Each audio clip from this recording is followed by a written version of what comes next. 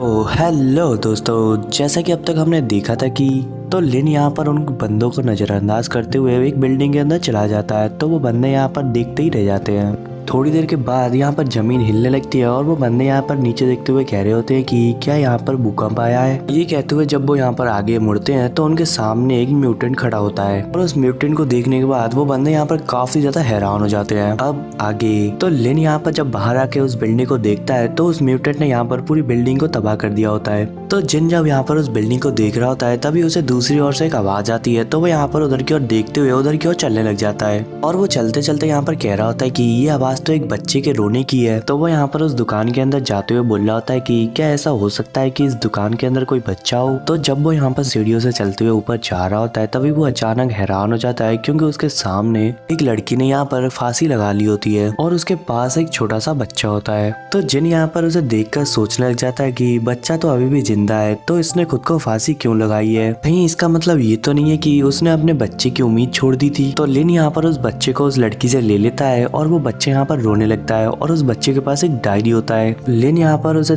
चुप कराते हुए कह रहा होता है कि बच्चे तुम रो मत, मैं तुम्हें यहाँ से ले चलूंगा। तभी लिन की नजर यहाँ पर डायरी पर पड़ती है और लिन यहाँ पर उस डायरी को उठाते हुए कहता है कि ये तो एक डायरी है। तो लिन यहाँ पर उस डायरी को खोलते हुए देख रहा होता है और उस डायरी में लिखा होता है कि ना कोई बचाव ना कोई खाना, दिन पर दिन मैं कमजोर होते जा रही हूँ और मुझे पता है कि मैं अब ज्यादा दिन तक जिंदा नहीं रह सकती हूँ। मैंने मरने के बाद दूसरों को ज़ॉम्बी बनते हुए देखा है, इसलिए मैं अपने बच्चे को चोट नहीं पहुँचाना चाहती हूँ और जब तक मेरे पास थोड़ी सी ताकत है उससे मुझे एक फैसला लेना ही पड़ेगा और मुझे अपने दांतों को तोड़ना पड़ेगा और अपने मुंह को टेप से बंद करना पड़ेगा। इस तरह अगर मैं ज़ॉम्बी भी बन गई तो भी अपने बच्चे को काट नहीं पाऊंगी और मेरे बच्चे का नाम मैंग मैंग है और अगर किसी को ये डायरी मिलती है तो मुझे उम्मीद है कि वो मेरे बच्चे को बचा लेगा।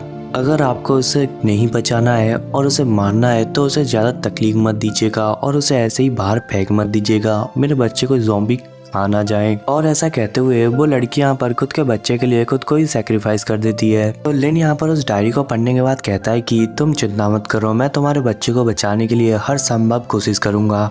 तो ये कहते हुए लिन जब यहाँ से जाने वाला होता है तभी अचानक उसके पैरों के पास एक बास्केटबॉल आता है। तो लिन यहाँ पर उस बॉल को देखते हुए कहता है कि ये तो एक बास्केटबॉल है। वो यहाँ पर ये सब कुछ कह रहा होता है तभी अचानक ऊपर से यहाँ पर एक खतरनाक ज़ॉम्बी ने अटैक कर दिया होता है और जिनको यहाँ पर बचने का कोई मौका नजर नहीं आता है और वो यहाँ पर थोड़ा सा परेशान हो जाता है और जैसे तैसे करते हुए खुद को उस अटैक से बचा लेता है। तो लिन यहाँ पर उससे बचते हुए कहता है कि बहुत तेज है, मैंने आज तक जितने भी सारे ज़ॉम्बी देखे हैं उनसे ज्यादा तेज है ये। तो वो ज़ॉम्बी यहाँ पर एक बार अटैक करने के बाद फिर से जाकर एक कॉर्नर में बैठ जाता है। तो लिन यहाँ पर अपनी तलवार को निकालते हुए कहता है कि अजीब बात है, इतने पावरफुल ज़ॉम्बी के होने के बावजूद आखिर ये बच्चा यहाँ पर कैसे बच गया। तभी लिन को यहाँ पर कुछ समझ में आता है और वो यहाँ पर कहता है कि रुको, क्या ऐसा हो सकता है कि ये ज़ॉम्बी यहाँ पर इस बच्चे को चारा बनाकर घात लगाए बैठा था ताकि जैसे कोई बच्चे की आवाज सुनेगा वो यहाँ पर आएगा और ये ज़ॉम्बी तुरंत उसको मार देगा। तभी वो ज़ॉम्बी यहाँ पर फिर से लिन के ऊपर अटैक करता है लेकिन लिन यहाँ पर अपनी एक ही स्लैश अटैक से उस ज़ॉम्बी को मार देता है। तो लिन यहाँ पर उस ज़ॉम्बी को मारने के बाद कहता है कि आखिर इस दुनिया में चल क्या रहा है। मैं आज तक जितने भी सारे ज़ॉम्बी से मिला हूँ वो इतने ज्यादा तो स्मार्ट नहीं थे लेकिन ये ज़ॉम्बी उन सबसे अलग था। तो ज़ॉम्बी के मरने के बाद यहाँ पर उसके अंदर से एक रेड कलर का क्रिस्टल निकलता है जो कि काफी ज्यादा चमक रहा होता है। अभी यहाँ पर लिन कहता है कि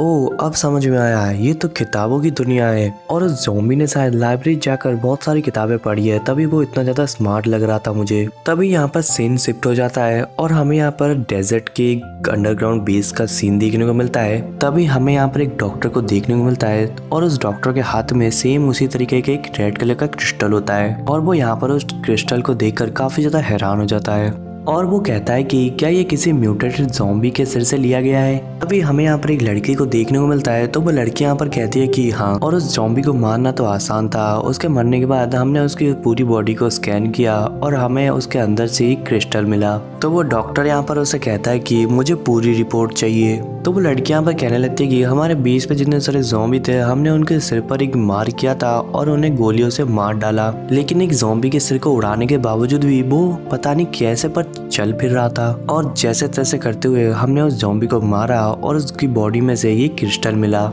तो वो डॉक्टर यहाँ पर कहता है कि लगता है कि ज़ॉम्बी अब इवॉल्व हो रही हैं, लेकिन उनका इस तरीके से इवोल्यूशन होना, उनके सिर पे कई बार अटैक करने के बावजूद भी वो फिर से चल फिर रहे हैं। मुझे ऐसा लगता है कि वो पूरी तरीके से मॉन्स्टर बनते जा रहे हैं और हमें अब जल्दी से दूसरों को भी इस बारे में बताना होगा। क्या हम इस दुनिया को बचा सकते हैं, क्योंकि बाहर तो अभी भी ज़ॉम्बी इवॉल्व होते जा रहे हैं। तो वो लड़की यहाँ पर उस प्रोफेसर से कहती है कि प्रोफेसर, मेरे पास एक आधा अधूरा सा आइडिया है, क्या मैं आपको पूछ सकती हूँ? मुझे ज़ॉम्बी नॉवेल्स पढ़ने का बहुत ही ज़्यादा शौक है। मैंने काफ़ी सारे ज़ॉम्बी नॉवेल्स पढ़े हैं और उनमें इन क्रिस्टल के बारे में बताया गया है। क्या ऐसा हो सकता है कि इन ज़ॉम्बी के भी इवॉल्व होने का राज इस क्रिस्टल में ही हो? तो उस प्रोफेसर को यहाँ पर एक आइडिया आता है और वो यहाँ पर खुश होते हुए कहता है कि अरे वाह, ज़ॉम्बी नॉवेल्स। और इसी सीन के साथ आज का ये एपिसोड यहाँ पे खत्म होता है। मिलते हैं नेक्स्ट एपिसोड में।